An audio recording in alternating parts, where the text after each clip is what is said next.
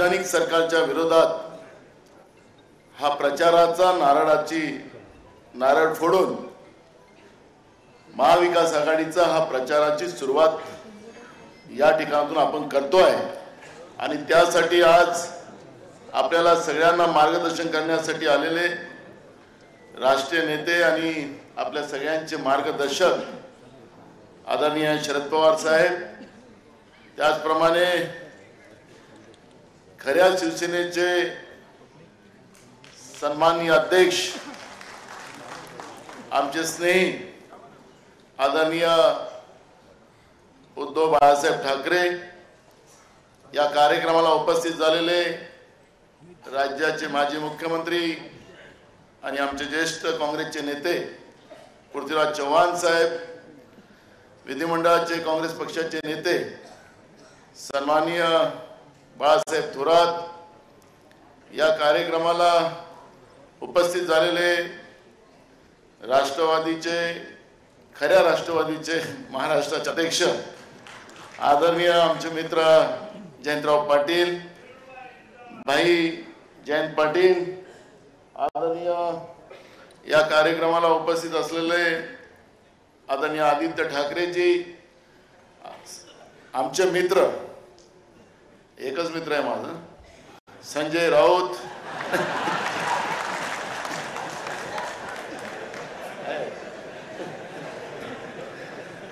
आमच्या मुंबई काँग्रेसच्या आमच्या अध्यक्षा खासदार वर्षाताई गायकवाड, सुप्रियाताई, सगळे आदरणीय मंच, उपस्थित मोठ्या संख्येनं महाराष्ट्रातून आलेल्या आमच्या सगळ्या माता बहिणी, आमचे सगळे युवक मित्र, वडीलधारी मंडळी आणि पत्रकार बंधू, महाराष्ट्रातलं सरकार हे घाबरलेलं सरकार आहे. जसं आपल्याला सुप्रियाताई आणि वर्षाताईंनी दिल्लीतल्या सरकारची कहाणी सांगितली, तसं ते घाबरलेलं सरकार आहे, तसं महाराष्ट्रातलं सरकार घाबरलेलं आहे. रोज काही ना काही नवीन GR काढण्याचा प्रयत्न ते करतात.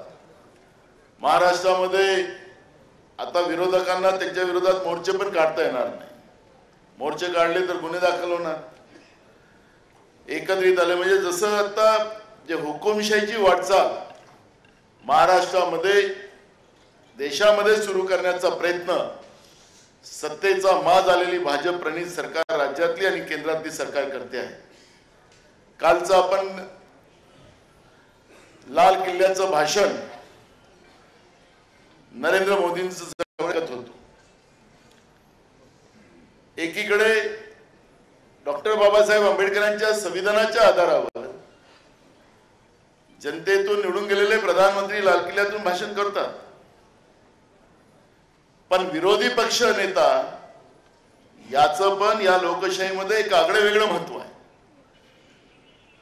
आणि लोकशाहीची विरोधी पक्ष आणि सत्ता पक्ष हे दोन चाकं असताना राहुल गांधीजींना, कारण की सत्ता पक्ष आणि विरोधी पक्ष हे बरोबरीच आज लोकसभेमध्ये आपल्याला चित्र पाहत असताना जे स्थान त्या ठिकाणी द्यायला पाहिजे तो द्वेष, कारण की ज्यावेळेस आम्ही प्रधानमंत्र्याची शपथ घेत असू, मुख्यमंत्र्याची घेत असू, मंत्रिमंडळाची शपथ होत असेल तर आम्ही कोणाचाही द्वेष करणार नाही अशा पद्धतीच्या शपथीमध्ये उल्लेख केला जातो. पण काल राहुल गांधीजींचं ज्या ठिकाणी जे स्थान असायला पाहिजे विरोधी पक्षाचं, विरोधी पक्षाच्या नेत्याचं, मी फक्त राहुल गांधीचं नाही बोलत, ते स्थान त्या ठिकाणी दिलं नाही. हा एक प्रकारचा लोकशाहीवरचा हल्ला होता, एक लोकशाहीचा खून होता.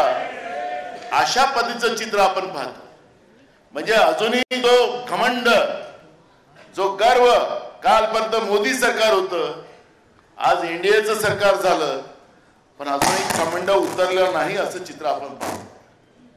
हा लोकशाहीचा अपमान करणारी जी व्यवस्था देशात आणि राज्यात आपण पाहतोय, या व्यवस्थेला आता समूळ नष्ट करण्याचा मानस करून या ठिकाणी शंका नांद आपण जे करतोय, या ठिकाणून जात असताना अनेक प्रश्न रोज निर्माण होतात.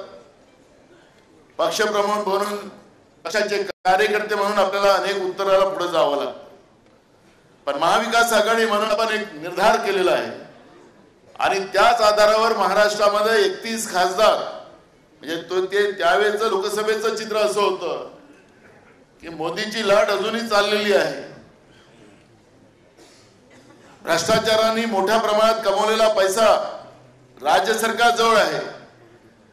खरं तर पवार साहेब आणि उद्धवजी या दिल्लीमध्ये बसलेले जे दोन सरकारमधले नेते आहेत यांचा एटीएमच महाराष्ट्र आहे आणि मोठ्या प्रमाणात महाराष्ट्रातला पैसा हे दिल्लीत मध्ये बसलेले हम दो हमारे दो हे मोठ्या प्रमाणात घेऊन जाऊन या महाराष्ट्राला कंगाल करण्याचं, महाराष्ट्राचा भंगार करण्याचा जो प्रयत्न या लोकांनी सुरू केलेला आहे यांचं एटीएम आता आपल्याला या निवडणुकीमध्ये विधानसभेमध्ये बंद करायचं आहे आणि महाराष्ट्राच्या जनतेचा पैसा महाराष्ट्राच्या शेवटच्या माणसापर्यंत, शेवटच्या शेतकऱ्यापर्यंत, तरुणांपर्यंत, गरिबापर्यंत पोहोचला पाहिजे. या पद्धतीचा प्रयत्न आपल्याला करायचा. आपण पाहिलात की परवा सुप्रीम कोर्टाने या सरकारला झोडपलं. त्यांना सांगितलं की तुमच्या जवळ शेतकऱ्याला देण्यासाठी पैसे नाही आणि तुम्ही योजना नवीन आणून हा पैसा खर्च त्या ठिकाणी केला जातो. तर वेळ आलं तर सुप्रियाताई लाडक्या बहिणीच्या योजनेलाही बंद केला जाईल असं सुप्रीम कोर्टाने सांगितलं. म्हणजे लाडक्या बहिणीला आठवण सुप्रीम कोर्टाने पण केलं. म्हणजे सांगायचं तात्पर्य असं की शेतकऱ्याला द्यायला पैसे नाहीत. शेतकऱ्यांच्या शेतीच्या पिकाच्या झालेल्या पिकाचं नुकसान देणार नाही यांच्याजवळ पैसे नाही. त्यांच्या जमिनी घेतल्यात त्याच्यासाठी पैसे नाही. या राज्यामध्ये कर्मचाऱ्यांचे पद भरण्यासाठी सरकारजवळ पैसे नाही. ऑनलाईन पवित्र पोर्टलच्या नावाने अर्ज जमा केले जातात आणि मग पेपर लीक करायचं. जसं मगाशी उद्धवजीने सांगितलं की राम मंदिरामध्येही पाणी गळती लागली, नवीन संसदेमध्ये सुद्धा पाणी गळती लागली, तशी पेपरची गळती सुद्धा लिकेज त्याच्यातही होतं आणि पेपर रद्द केले जातात. तरुणांकडून पैसे लुटले जातात, पेपर रद्द करून त्यांच्या आयुष्याशी खेळण्याचं पाप हे करतात, पण नोकर भरती करणार नाही अशा पद्धतीची भूमिका या सरकारने करून ठेवलेली आहे. रोज आंदोलन होतात. मी तर लाडक्या बहिणीमध्ये तुम्हाला सांगेल की आता तर सगळ्यांना आनंद वाटत असेल 1,500 रुपये भेटतात त्याचे, पण जसं शेतकरी स्वाभिमान योजना नरेंद्र मोदीजींनी काढली त्या योजनेमध्ये काय केलं त्यांनी, त्या योजनेमध्ये 6,000 तुम्हाला देत असताना तो शेतकरी कुठला व्यावसायिक नसावा आणि व्यवसाय पुढच्या काळात केला, त्याच्या परिवारातल्या कोणी केला तर ते सगळे पैसे वापस घेतले जाणार. आपण पाहतोय की आपल्या राज्यामध्ये की अनेक ठिकाणी शेतकऱ्यांनी त्याच्या पोराला अगर कुठला बिझनेस करायचा असेल आणि बँकेमध्ये त्यांनी अर्ज केला, त्याला इन्कम टॅक्स त्याला प्रमाणपत्र जोडावं लागतं, कागद तयार करावं लागतात आणि ते आधार कार्डाच्या आधारावर जसं अर्ज केला की प्रधानमंत्र्यांच्या पीएमओ मधून पत्र कलेक्टरला सांगण्यात येतं की कोण आहे बघा याला आतापर्यंत जेवढे पैसे दिले त्या शेतकऱ्याला या सगळ्या शेतकऱ्याचे वसूल करा, नाही तर त्याची जप्ती करा त्याच्या घरावर.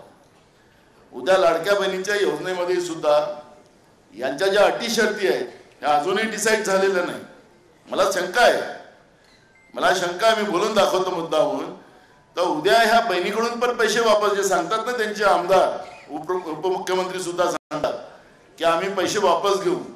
मी तुम्हाला सांगतो की काही बहिणींच्या पैसे असे वसुली करतील हे लोक, सांगतील की तुम्ही त्या नियमात बसत नव्हतात म्हणून तुम्हाला पैसे वापस करा, असं पण करू शकतील हे लोक. म्हणजे यांच्याजवळ प्रामाणिकता नाही. लाडक्या खुर्चीसाठी हा त्यांचा सगळा प्रयत्न सुरू आहे. अशा पद्धतीचं चित्र आपल्याला पाहायला मिळत आहे. आपण आत्ताच मगाशी उद्धवजींनी सांगितलं, पवार साहेब सुद्धा, कारण की आपल्याला महिलांच्या सक्षमीकरणासाठी महाराष्ट्रामध्ये योजना सुरू करायच्या. जसं आमच्या वर्षाताईंनी सांगितलं की कर्नाटकमध्ये, तेलंगणामध्ये मल्लिकार्जुन खरगे साहेबांनी आणि राहुल गांधीजींनी त्या ठिकाणी तिथल्या जनतेला, तिथल्या महिलांना, भगिनींना आश्वासन दिलं. त्या आश्वासनाची पूर्तता त्या ठिकाणी सुरू झाली. शेतकऱ्यांचं सरसकट कर्ज माफ करण्याची घोषणा केली, ते पण चालू झालं. याच्यापेक्षा जास्त लाडक्या बहिणीला पैसे तिथं दिले जातात. महाराष्ट्रामध्ये सुद्धा त्या पद्धतीचं महाविकास आघाडीचं सरकार करेल याच्यामध्ये कुठलंही दोमत नाही. पण यांच्यासारखं निवडणुकीच्या तोंडावर ही कुठलीही भूमिका घेण्याचं कारण नाही। महाराष्ट्रामध्ये महाविकास आघाडीचं सरकार आलं, पहिल्याच अधिवेशनामध्ये नागपूरच्या पहिल्याच अधिवेशनामध्ये कर्जमाफीची घोषणा उद्धव ठाकरे साहेबांच्या नेतृत्वामध्ये महाराष्ट्रामध्ये केली आणि सरसकट शेतकऱ्यांना कर्ज माफ करण्यात आलं। काही निवडणूक नव्हती, काही पुढच्या लोकसभेच्या निवडणुका नव्हत्या, पण शेतकऱ्यांसाठी प्रामाणिक आमचं सरकार आहे, महाविकास आघाडीचं सरकार आहे, या पद्धतीचं चित्र त्या ठिकाणी निर्माण करण्यात आलं आणि ते दिलं। पण कोरोनाच्या वेळेस आमचे जे 50,000 रुपये प्रोत्साहनाचे राहिले ते अजूनपर्यंत दिले गेले नाही। जयंतराव, आपल्याला ते 50,000 रुपये आपलं सरकार आल्यानंतर आपल्याला द्यायचं, हे काही देणार नाही, आपण देऊ आणि पुन्हा शेतकऱ्यांचं कर्ज माफ आम्ही करू। पण मूळ प्रश्न असा आहे की ही जी काही परिस्थिती आज आहे, या परिस्थितीमध्ये महाविकास आघाडीच्या सरकारने, महाविकास आघाडीच्या सगळ्या पदाधिकारी कार्यकर्त्यांनी, माझं सगळ्यांना आव्हान आहे